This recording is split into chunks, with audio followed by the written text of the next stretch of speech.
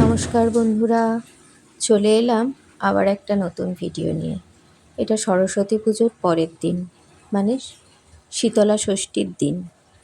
ঠাকুরমশাই এসেছেন সকালবেলা ষষ্ঠী পুজো করতে। এখানে শিল নোড়াকে হলুদ কাপড় মুড়ে ঢাকা দিয়ে রাখা হয়েছে এবং ষষ্ঠীর পুজো করা হচ্ছে। পাশেই বড় হাঁড়িতে রয়েছে কলাই সেদ্ধ বা গোটা সেদ্ধ। আপনারা কে কোন নামে এটাকে ডাকেন আমাকে কমেন্টসে জানাবেন, কিন্তু আমরা কলাই সেদ্ধ বলি। ঠাকুরমশাই এখানে পুজো করছেন।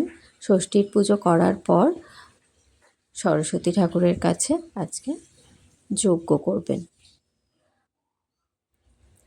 এবারের সরস্বতী পুজোটা যেহেতু সময়টা ভীষণ তাড়াতাড়ি হয়ে যাচ্ছে, ষষ্ঠীটাও কালকেই লেগেছে, ওই জন্য আজকে খুব সকালেই ষষ্ঠী ছেড়ে যাবে।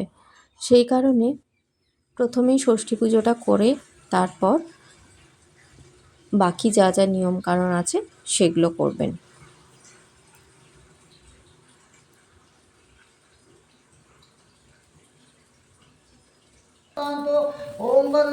এবার আমরা চলে এসেছি ঠাকুর ঘরে। সরস্বতী ঠাকুরের কাছে হোম হচ্ছে।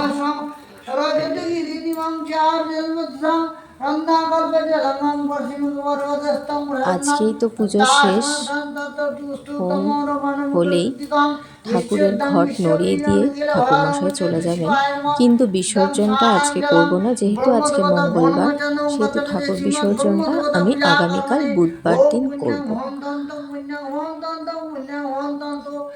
পুজো পুজো আসছে, এটাই ভালো লাগে, তাই না? সময়টা কি তাড়াতাড়ি পেরিয়ে গেল দেখুন, দুটো দিন।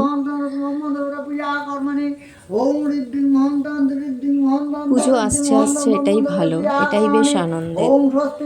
পুজোর জোগাড় করা, মূর্তি আনা, এইগুলোই বেশ ভালো লাগে। কিন্তু এই বিসর্জনের দিনটা মনটা এত খারাপ হয়ে যায়, আর ঘরটাও পুরো ফাঁকা হয়ে যায়, একদম ভালো লাগে না। তখন কোনো কাজে মন বসে না, কিচ্ছু ভালো লাগে না। মনে হয় কি যেন একটা নেই, ফাঁকা ফাঁকা লাগছে, এরকম মনে হয়। ঠিক আছে, আজকের মতন এটুকুই। আবার আসবো অন্য একটা ভিডিও।